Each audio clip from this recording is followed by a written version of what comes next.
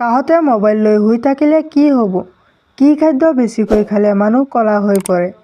এনেকুৱা টাইপৰ আৰু কিছুমান কুৱেশ্যন এনচাৰ যদি চাব বিচৰা তেনেহ'লে এই ভিডিঅ'টোৰ শেষলৈকে চাই থাকা। আহা ভিডিঅ'টো আৰম্ভ কৰোঁ।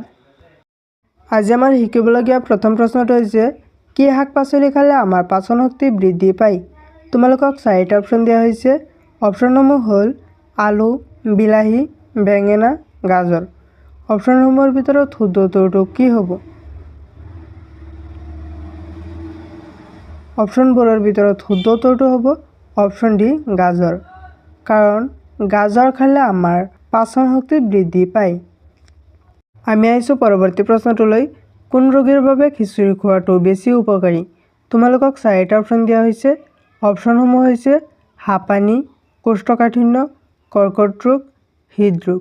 অপশ্যনসমূহৰ ভিতৰত শুদ্ধ উত্তৰটো কি হ'ব? অপশ্যনসমূহৰ ভিতৰত শুদ্ধ উত্তৰটো হ'ব অপশ্যন বি কোষ্ঠকাঠিন্য। কোষ্ঠকাঠিন্য ৰোগীৰ বাবে খিচিৰি খোৱাটো বেছি উপকাৰী। আমি আহিছোঁ পৰৱৰ্তী প্ৰশ্নটোলৈ। এজন প্ৰাপ্তবয়স্ক পুৰুষৰ শৰীৰত কিমান লিটাৰ তেজ থাকে? তোমালোকক 4টা অপশ্যন দিয়া হৈছে। অপশ্যনকেইটা হৈছে 1ৰ পৰা 2 লিটাৰ, 2ৰ পৰা 3 লিটাৰ, 4ৰ পৰা 6 লিটাৰ, 8ৰ পৰা 10 লিটাৰ। শুদ্ধ উত্তৰটো কি হ'ব? অপশ্যনসমূহৰ ভিতৰত শুদ্ধ উত্তৰটো হ'ব অপশ্যন চি 4ৰ পৰা 6 লিটাৰ। এজন প্ৰাপ্তবয়স্ক পুৰুষৰ শৰীৰত 4ৰ পৰা 6 লিটাৰ তেজ থাকে। আমি আহিছোঁ পৰৱৰ্তী প্ৰশ্নটোলৈ। খালী পেটত কি ফল খালে পেটত বিষক্ৰিয়াৰ সৃষ্টি হয়? তোমালোকক 4টা অপশ্যন দিয়া হৈছে। অপশ্যনকেইটা হৈছে লিচি, কল, গ্ৰেপফ্ৰুট, অমৰা। অপশ্যনসমূহৰ ভিতৰত শুদ্ধ উত্তৰটো কি হ'ব? অপশ্যনসমূহৰ ভিতৰত শুদ্ধ উত্তৰটো হ'ব অপশ্যন এ লিচি। খালী পেটত লিচি খালে পেটত বিষক্ৰিয়াৰ সৃষ্টি হয়। আমি আহিছোঁ পৰৱৰ্তী প্ৰশ্নটোলৈ। বৃক্ক পৰিষ্কাৰ কৰি ৰাখিবলৈ নিয়মিতভাৱে কি পাত খাব লাগে? তোমালোকক 4টা অপশ্যন দিয়া হৈছে। অপশ্যনকেইটা হৈছে জাম পাত, পদিনা পাত, নেমুৰ পাত, ধনে পাত। শুদ্ধ উত্তৰটো কি হ'ব? শুদ্ধ উত্তৰটো হ'ব অপশ্যন ডি ধনে পাত। বৃক্ক পৰিষ্কাৰ ৰাখিবলৈ নিয়মিতভাৱে ধনে পাত খাব লাগে। আমি আহিছোঁ পৰৱৰ্তী প্ৰশ্নটোলৈ। কেনেধৰণৰ ৰোগীৰ বাবে নেমু চাহ বেছি উপকাৰী? তোমালোকক 4টা অপশ্যন দিয়া হৈছে। অপশ্যনকেইটা হৈছে ডায়েবেটিছ ৰোগী, অপশ্যন বি জণ্ডিছ ৰোগী, অপশ্যন চি আলচাৰ ৰোগী, অপশ্যন ডি বৃক্ক ৰোগী। শুদ্ধ উত্তৰটো কি হ'ব? অপশ্যনসমূহৰ ভিতৰত শুদ্ধ উত্তৰটো হ'ব অপশ্যন এ ডায়েবেটিছ ৰোগী। ডায়েবেটিছ ৰোগীৰ বাবে নেমু চাহ বেছি উপকাৰী।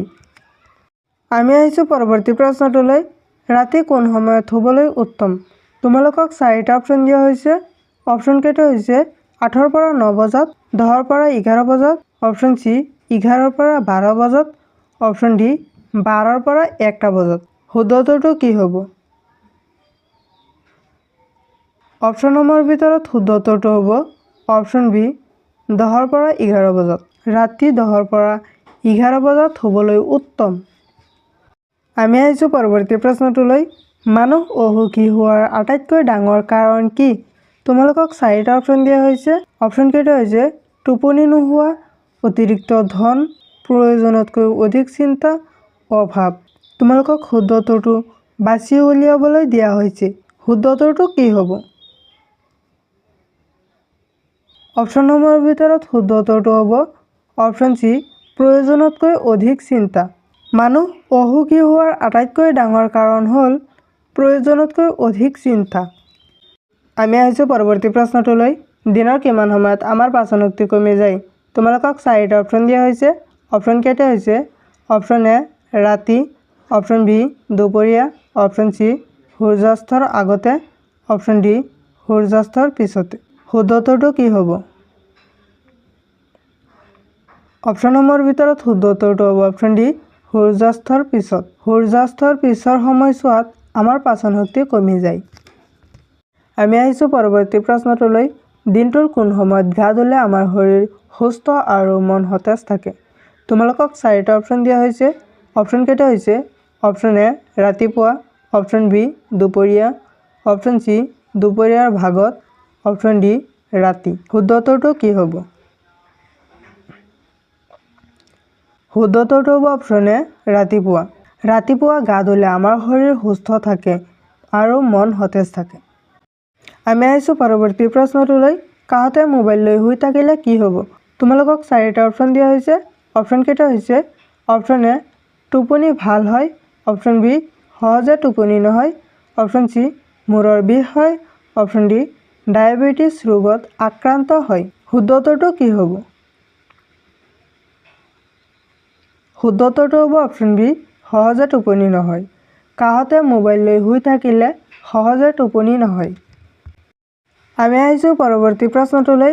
কি খাদ্য বেছিকৈ খালে মানুহ ক'লা হৈ পৰে? তোমালোকক 4টা অপশ্যন দিয়া হৈছে।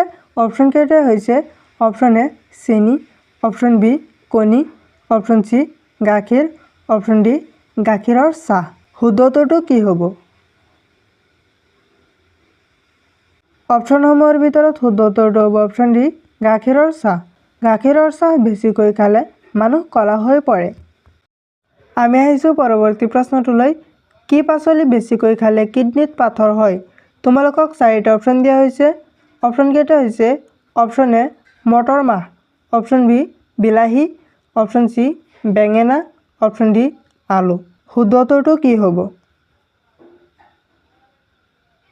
অপশ্যনসমূহৰ ভিতৰত শুদ্ধ উত্তৰটো হ'ব অপশ্যন বি বিলাহী। বিলাহী বেছিকৈ খালে কিডনীত পাথৰ হয়। আমি আহিছোঁ পৰৱৰ্তী প্ৰশ্নটোলৈ। পৃথিৱীৰ কোনখন দেশৰ মানুহে মাটিৰে বিস্কুট আৰু ৰুটি বনাই জীয়াই থাকে? তোমালোকক 4টা অপশ্যন দিয়া হৈছে। অপশ্যন কেইটা হৈছে option A Haiti, option B Cuba, option C দক্ষিণ আফ্ৰিকা, অপশ্যন ডি তুৰ্কী। শুদ্ধ উত্তৰটো কি হ'ব? অপশ্যনসমূহৰ ভিতৰত শুদ্ধ উত্তৰটো হ'ব অপশ্যন এ হাইতি। হাইতি দেশৰ মানুহে মাটিৰে বিস্কুট আৰু ৰুটি বনাই জীয়াই থাকে। আমি আহিছোঁ পৰৱৰ্তী প্ৰশ্নটোলৈ। এজন সুস্থ সবল মানুহে এদিনত কিমান বাৰ শ্বাস ল'ব লাগে? তোমালোকক 4টা অপশ্যন দিয়া হৈছে। অপশ্যন কেইটা হৈছে option A 5000, option B 10000, option C 15000, option D 20000। শুদ্ধ উত্তৰটো কি হ'ব? অপশ্যনসমূহৰ ভিতৰত শুদ্ধ উত্তৰটো হ'ব অপশ্যন ডি 20000। এজন সুস্থ সবল মানুহে এদিনত 20000 বাৰ শ্বাস ল'ব লাগে।